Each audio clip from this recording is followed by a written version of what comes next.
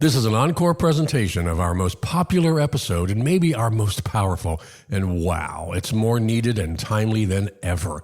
We talk about one of the two deadliest teachings in all of humanity. It's at the heart of our division. It's responsible for some of history's most brutal treatment of ethnic groups, religious groups, women, LGBTQ, and it's rampant right now. What is it, and what can we do?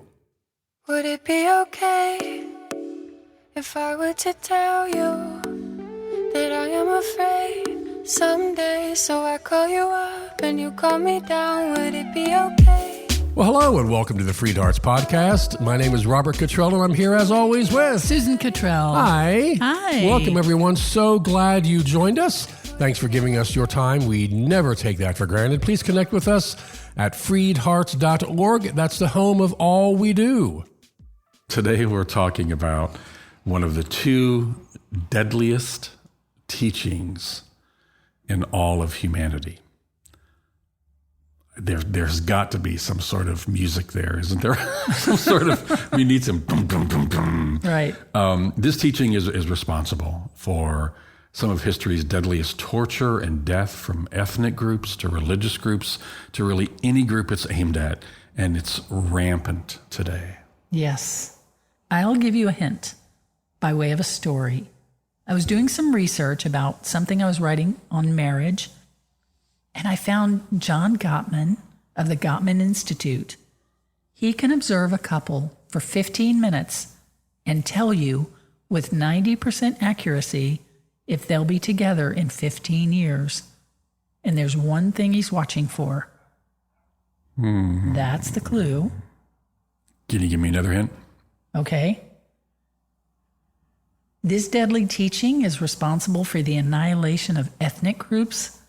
It's responsible for the Holocaust, the Inquisition, the annihilation of religious groups, including my ancestors, the Waldensians, and other early church reformers in the Great Reformation.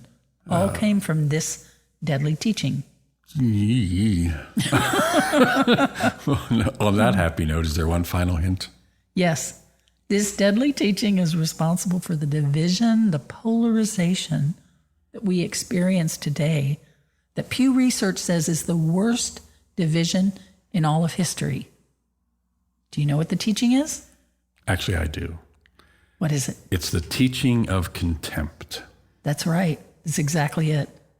So the word contempt, I looked it up, means to view someone or something as beneath you, beneath consideration, worthless, or deserving scorn. The word comes from to despise with intensive force. That's what contempt means. And that's what Gottman observed in those couples.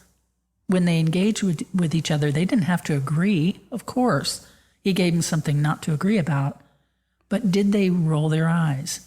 Did they ignore what one of them said? Did they look at each other with contempt? That's what he was looking for. So the teaching of contempt is where you teach contempt about a particular group, like this group is less than, worthless, contemptible. These people are lazy. Those people are bad drivers. Those people are promiscuous. And those people are sinners. Those people are disgusting. Whatever group it is, it's that teaching that they are contemptuous. And if any group popped to mind when I read those examples, that is evidence of an internalized teaching of contempt. And we all have that. Yes. It's not, we all have that because that's how, to some level or another, we all have that. That's how we were raised, especially if you've come out of any kind of oppressive, patriarchal, controlling system like organized religion, like the evangelical Christian church, things like that. It's that us versus them. And the more we can have contempt for them, the better we feel about us. Yeah. Yeah. And I had that experience. Well, we've all had that experience, but I remember when I was in seminary, this is when I noticed that experience. There was we all got to know each other pretty well. It was pretty small. And this one student would say hi to me by name. We were in a lot of classes together. And he said, "Hi, Susan. like daily. And it took about, I don't know, a week or two before I actually registered that he was saying hi to me. And I'd say hi back, but this human being, and I never said his name, blah, blah, blah, until like 2 weeks later. And I thought, what is the matter with you? And I realized he was from a race that I just don't have any history with. It's not black, just for the record. It's a different race that I had not really paid attention to. And I feel horrible just saying that. But it's true, and we all have those blind spots like that. And I didn't treat him with contempt, but it's a teaching of contempt that flowed through that where he was not visible to me until he was. And suddenly I felt so, I don't know, ashamed of that. But I made it a point to say hello to him by name ever after. And I've been on the receiving end of this when I told my Bible study about Annie, and they just went cold on me. And I noted that another woman had shared about her son who had a DUI, just so many DUIs that his license was removed, and she had to drive him everywhere. So it was very inconvenient. And all the women were like, oh man, that must be so hard. They were empathizing with her. But when I mentioned that my daughter was bisexual, it was a different situation. And that was internalized contempt for LGBTQ. And believe me, they would not have been able to tell you the difference. We don't see it. That's what was coming to mind to me as you were talking, is that again, we, as long as we're in the us category, then we tend to have blinders on to anything else. And again, you're in this box church, this box organized religion, this box belief. And you look around and everyone believes the same. Everyone watches the same channels and listens to the same programs and reads the same books, and you're us, and it's your community. But as soon as there's this little wrinkle in there, it's like, they may be a them.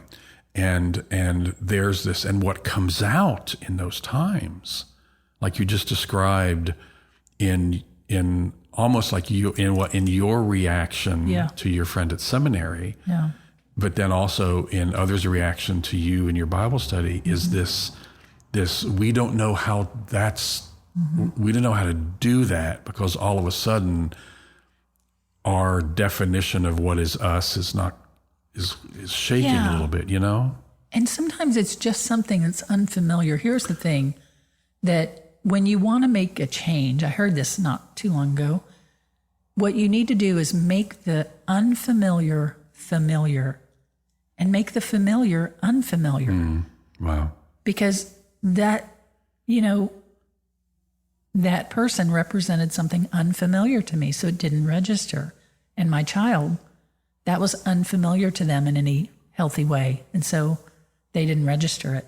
But we've got to open our eyes to those things. We've talked about the internalized homophobia, how in Western culture men are raised to have a disdain, not just a dislike, but a disdain for homosexuals, because it really, as a man, what we're taught, spoken or not, aggressive or passive, we are taught that somehow threatens our masculinity, threatens who we are as men. So there's this internalized homophobia. Yeah. I don't think any of us, as we were in that box, as we were in the evangelical church before our child came out, we would not have thought of ourselves as being contemptuous towards someone else or having these feelings. They only come up when they come up. But the good thing is, and I know this may be uncomfortable, I know there may be those of you out there listening go, well, I don't have that. I'm not that way. But press into that, if you would, because I know it can be scary and we can kind of get defensive a bit. But what we found as we pressed into these things that were revealed, that were part of us and our thinking, those were replaced with things that we never could have imagined, something more glorious and better than we never ever could have imagined. You know what I mean? And we all have them. Make no mistake, we all have them. And I just, right now, the way we're talking about teaching of contempt, we're in a wading pool. But just over the edge there is the ocean. And that's where we could go if we started talking about the Holocaust, which was only made possible by teaching of contempt, but not just the Holocaust. All the Jewish, extermination, other than that too, the history of oppression. Blacks, we had ended slavery however many years ago, but the teaching of contempt has kept racism alive. Now, sorry, because it's like we're playing hardball today without a glove, and it feels scary. Ouch. To hear all that. And it's pretty early in the series, I guess, to get this heavy. But this is the heart of the division we're experiencing. And women, do I need to go into contempt against women? And a contempt against children? That we send them into school to be bullied by the same bullies every day, and we don't stop it. I mean, that's just one tiny example. So contemptuous teachings of contempt are systemic and cultural, and you cannot avoid them. You can only recognize them, become alert, become awoke to them, and then start acting outside of that teaching.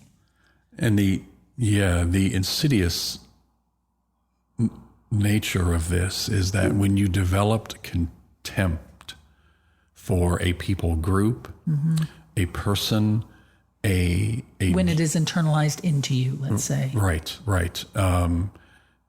And backed up, so to speak, backed up by God or the teaching of your church, that somehow that's holding that position of contempt towards another group somehow matches with your faith.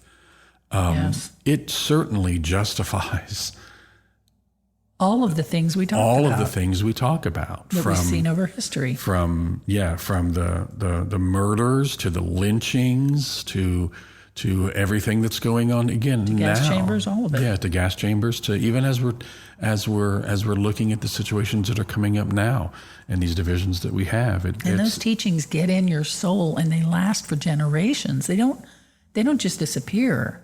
We didn't just end slavery and now everybody's fine. There's generational, teachings that continue. I was talking to a close family member, and I made the mistake. This is somebody I grew up with, and I made the mistake of answering her question about the Black Lives Matter protests. And she said, well, if a man doesn't work, he shouldn't eat.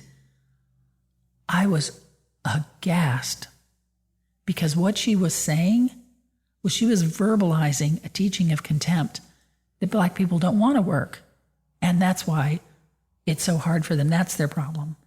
She didn't realize she had internalized this teaching that had gone before her. That's what the trouble with the teaching of contempt is. You internalize it without examination before you even know you have it.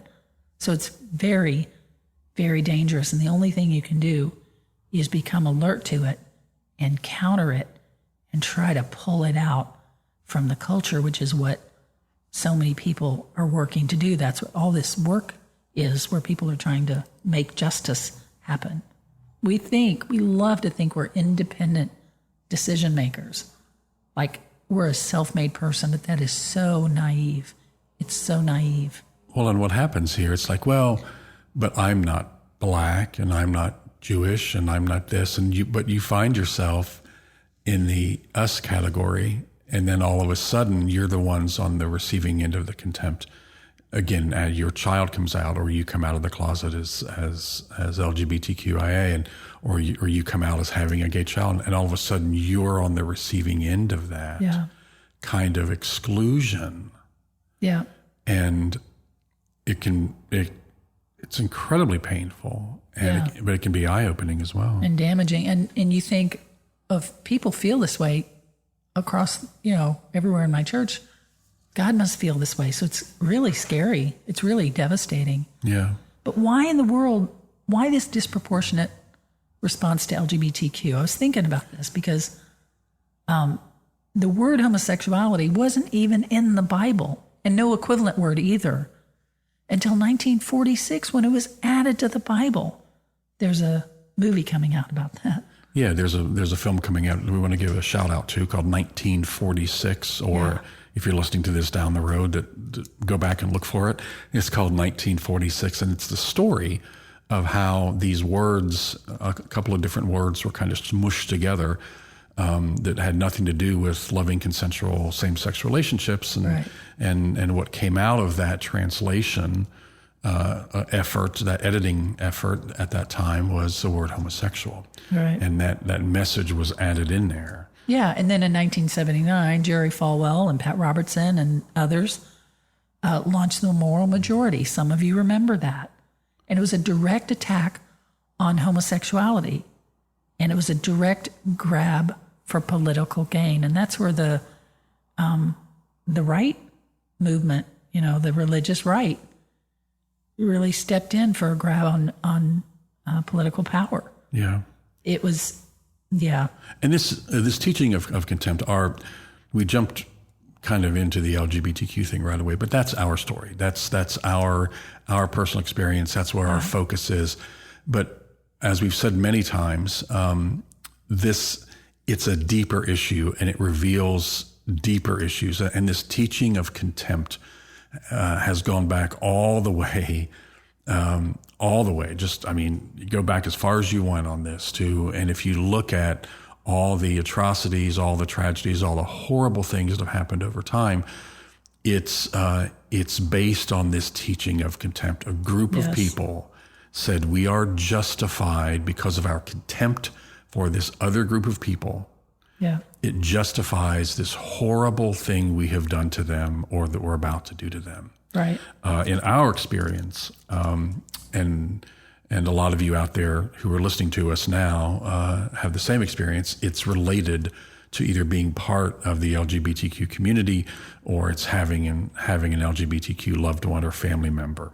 And the impact of this faith-based family rejection is just devastating. Yeah. It's just devastating.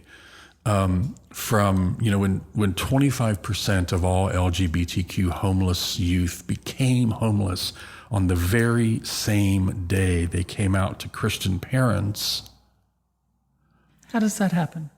It happens from a teaching of contempt that a parent could say, "Oh, you're gay?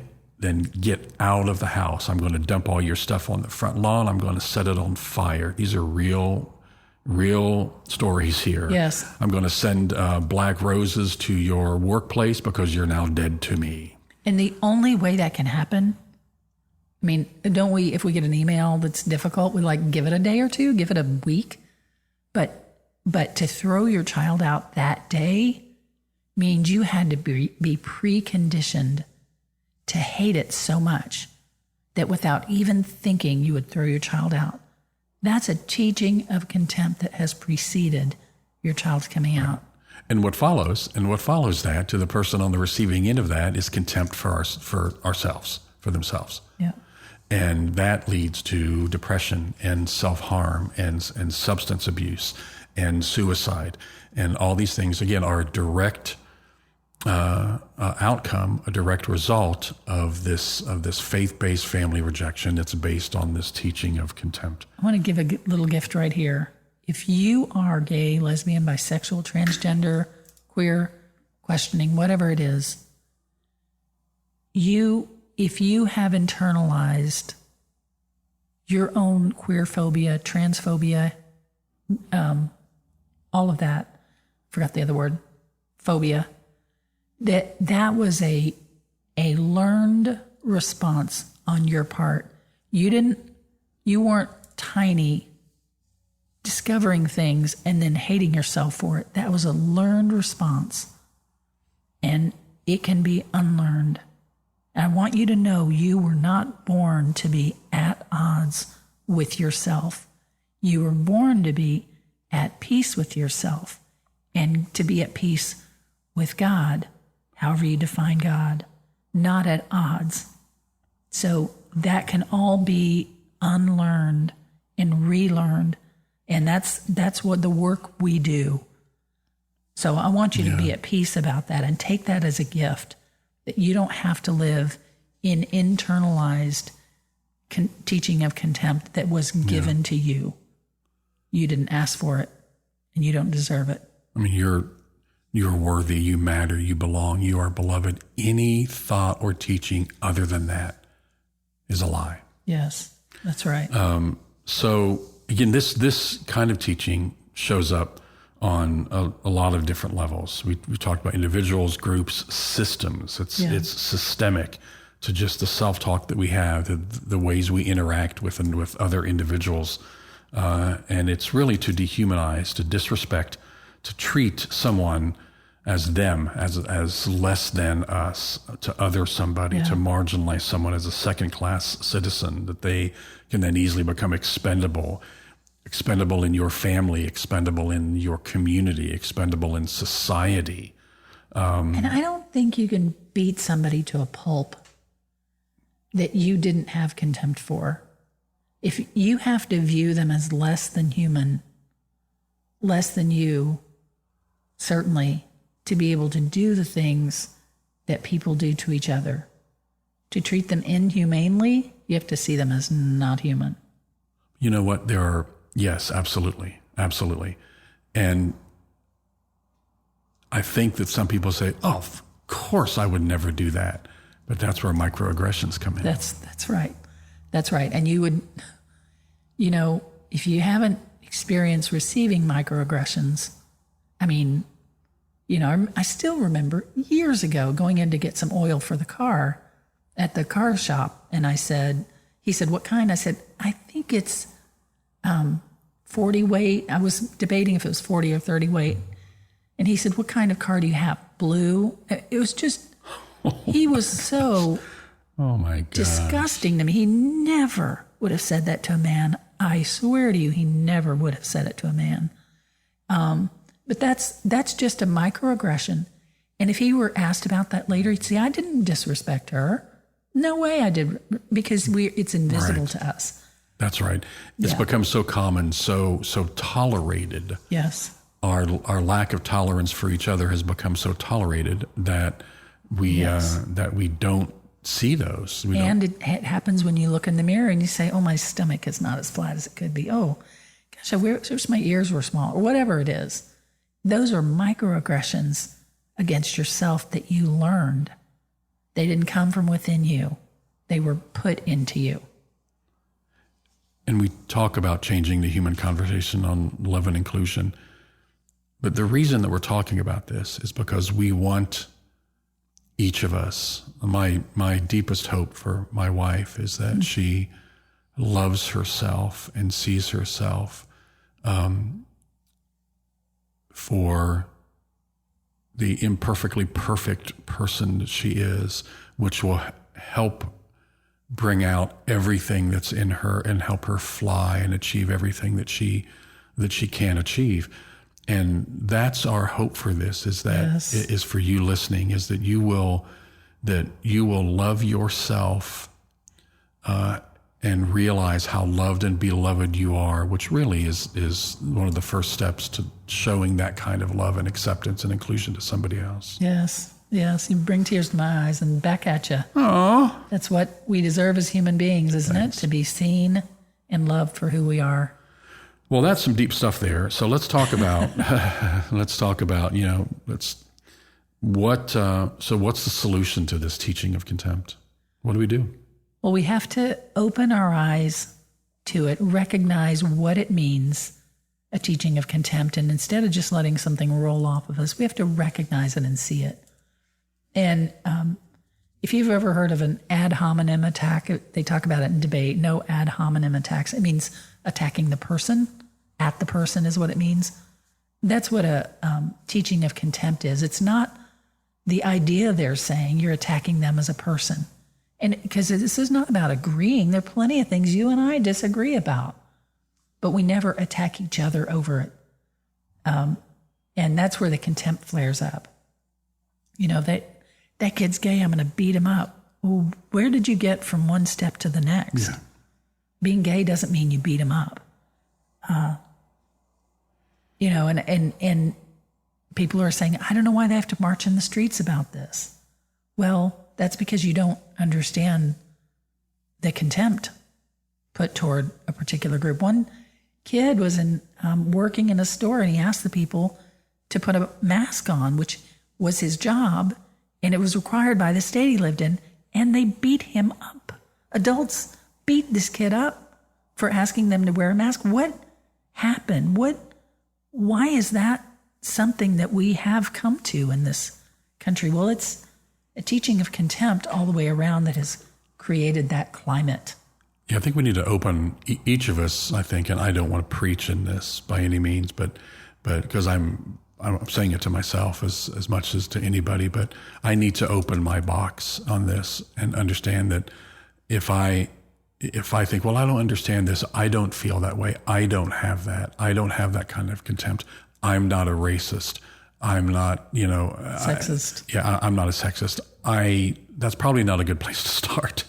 I need to open my box and say, where am I that? Where? Well, what is it? Let's even start with, what does it mean to be racist or sexist or homophobic? What does that look like? Yeah. Take ourselves out of it for a minute and look at that and let it kind of emerge. And the best way to do that is to listen to stories. Yes. Is to go on the internet. That's what I did at the beginning. And I read some stories by some trans people, and the pain of how they'd been treated, aside from anything else, was just devastating. And they said, they're doing this, they're treating us this way in God's name, is what they're saying.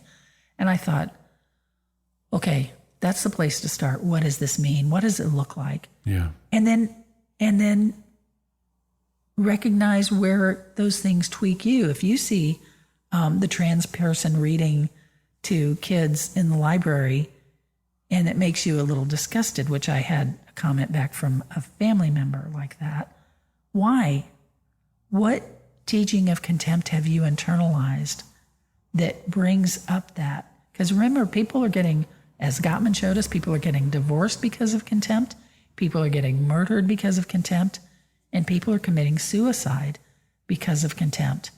And then, if you can recognize where that is in you, you've done a lot.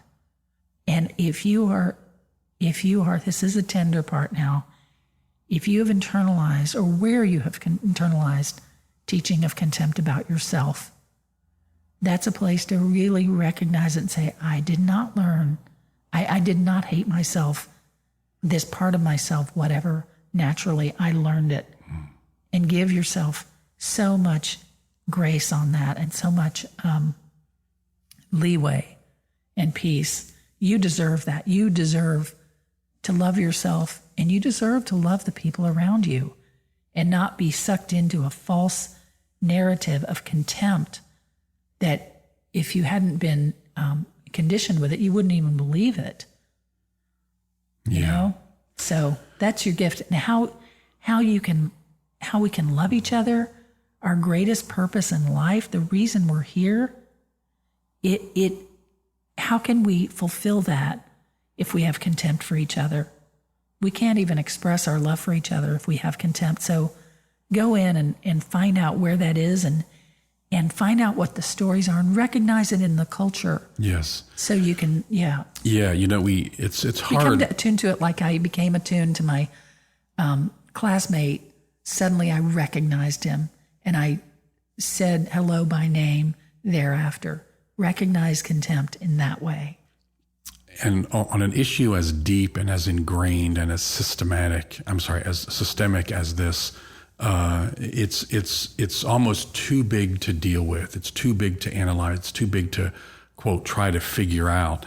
But a great place to start is to tune your radar to any thought or conversation that you're hearing about, or that you're thought that you're having, that even smacks of an us versus them, even that justifies any kind of marginalization or inhumane or oppression of of yourself or of another person. And A group. yeah, group, and tune your radar to it. Just recognize that.